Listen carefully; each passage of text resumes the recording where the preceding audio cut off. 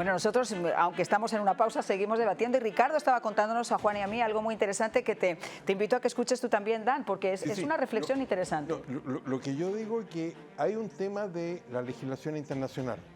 En algún minuto se encontró una salida para el terrorismo con el enemigo combatiente.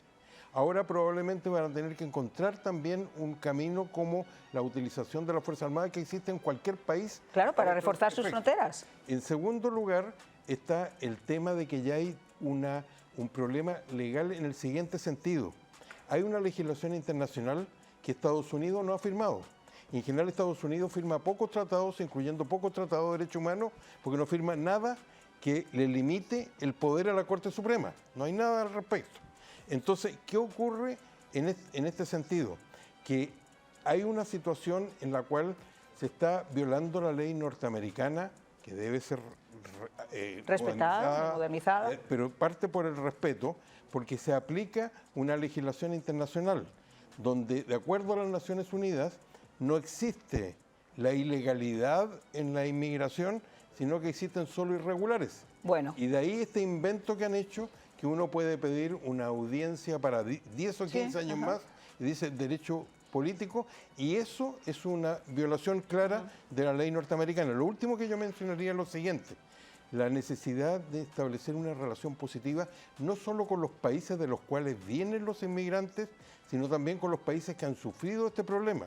Porque, por ejemplo, la inmigración tan masiva que ha creado el castrochavismo en Venezuela, antes de llegar a Estados Unidos, pasó por todos los países latinoamericanos, claro. Y se encontrarían con el mismo problema, y con esto termino, que se va a encontrar el presidente Trump, que Maduro no les acepta. Sí rompió, por ejemplo, con Boris, que siempre fue chavista hasta ahora, hasta que no les quiso aceptar de vuelta a aquellos que expulsaba a la Corte Suprema. El tema además es la migración como chantaje, que es exactamente lo que se está produciendo en este momento. Nadie habla de eso, pero la migración ha sido utilizada como un instrumento de chantaje. Lo más interesante de lo que tú estás hablando de las leyes es que se supone que si alguien está pidiendo, una persona será de Cuba, de China, del país que sea, está pidiendo asilo político, que tienen que pedir asilo político en el primer país seguro, efectivamente, donde tocan piso.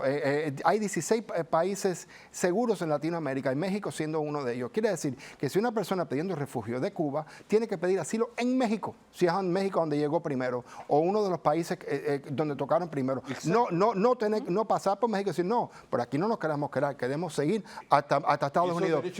Permiso. Y la otra cosa es lo que usted habló, que le dicen irregulares. Discúlpame. Aquí lo que se le debe de clasificar es como invasores, porque son gente que están invadiendo este país, que son gente que están mandando de Venezuela, de las cárceles y de los manicomios, también de ciertas partes de África. Esos son invasores a este país, no son irregulares. No son, y no tampoco son inmigrantes ilegales ni nada de eso. Son invasores. Un segundito. Tengo que incluir también a Dan porque nos está escuchando. Dan, yo no sé qué opinas de lo que estamos escuchando, pero ahora con esa nueva cantinela del famoso irregular en lugar de ilegal, como decimos, 11 millones de personas aquí que se han acogido además a programas incluso de parol, que se han acogido a programas donde piden, por ejemplo, asilo, y el problema que hay con el asilo es que la persona que de verdad lo necesita, la persona que de verdad tiene que salir huyendo de su país por una cuestión de vida o muerte, se ha visto saturada por todas estas peticiones de asilo, que esto está bien, la gente tiene derecho de repente a vivir una vida mejor, pero a lo mejor esos sueños de vivir una vida mejor no tienen nada que ver con una petición de asilo donde la persona que lo necesita, que está siendo perseguida políticamente, a veces se encuentra con que no le dan el asilo porque hay 400 por delante de él. Sí, eso es lo que pasa, que una cosa es que una administración le dé la bienvenida a todo el mundo sin previa autorización o permiso para llegar a la frontera y luego le dé entrada con este sistema inventado de parole por parte de la administración de Biden. Otra cosa es que una administración entonces tome medidas para fortalecer la frontera y dígale que aquí no se va a dar entrada a menos de que tenga ya previa autorización o permiso para entrar al país. Esos son, yo creo, dos perspectivas muy distintas. Otra cosa es, hay que ser prácticos también. Sabemos que la frontera entre México y Guatemala está reducida y es ahí donde puedes parar el flujo. ¿Por qué no México, Sheinbaum, aceptar la ayuda de los Estados Unidos de más recursos, de una cerca o muros más grandes? Y recuerdo ver las imágenes de los migrantes que llegaron en caravana, trepados por encima de lo que era el portón ahí en la frontera de Guatemala y México, y la derrumbaron. O sea, no había lo suficiente de milicia o soldados o elementos de soldados para parar lo que era ese flujo masivo. ¿Por qué llegaba esa caravana? Porque Biden le había dado la bienvenida. Les estaba diciendo, vénganse todos. Entonces yo creo que esa es parte del problema. Primero, hay que fortalecer la frontera. Segundo, vamos a exigirle al Congreso, que están en el reloj, que actúen ya, que nos den nuevas leyes, nuevas reformas para darles certeza y disuadir a tanta persona que venga a la frontera sin previa autorización. Bueno, cortito, porque tengo que irme a la pausa. Cortito, yo creo que establecer una relación con los países que ya pasaron este tipo de problemas. Por ejemplo, Chile es un país que en los últimos años ha recibido la frontera norte de Chile muy parecida a la frontera sur de Estados Unidos y tuvo que recurrir un gobierno que no los quiera a las Fuerzas Armadas, no les quedó otra alternativa. Incluso hoy día se están preparando para cuando Estados Unidos no los acepte, para que vayan de vuelta, porque el porcentaje, por ejemplo, que ha llegado a Venezuela es muy superior al que ha llegado y siempre va a ser lo mismo. Entonces, esos elementos es muy básico que eso exista. Al mismo tiempo, esta buena voluntad que hoy día se ha creado, y creo que el país básico para Estados Unidos es México.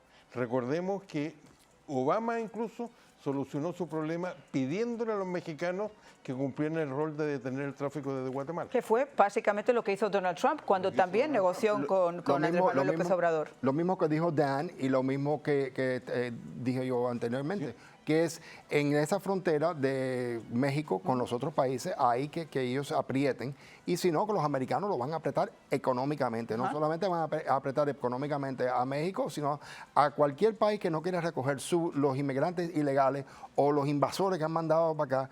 Económicamente, los Estados Unidos va a apretar al que no recoja sus ilegales. Y eso es una cosa que ya lo ha hablado Trump y que lo va a cumplir Trump.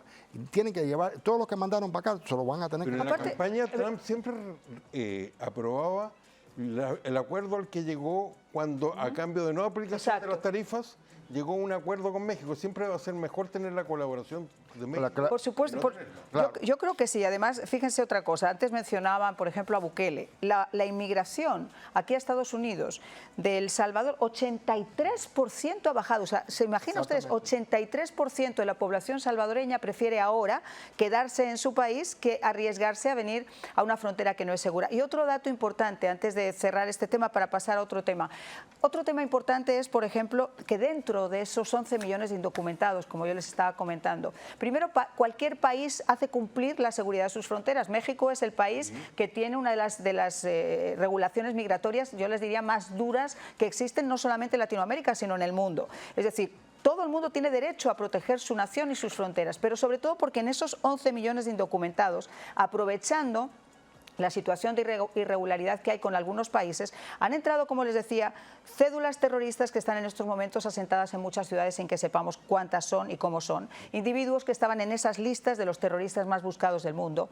La gente del Tren de Aragua, que no le tengo que decir lo que hacen, ultranacional, que están ya sembrándose en diferentes países, que se hacen además acopio del narcotráfico de las ciudades, del crimen organizado en las ciudades, que son además sicarios, hacen el sicariato internacional y lo vimos también en Chile. Es decir, todos esos elementos, de alguna manera, cualquier nación tiene no solamente el derecho, sino la obligación de librarle de ellos al resto de sus ciudadanos. Una pausa y regresamos. Hay algo que también se ha escapado.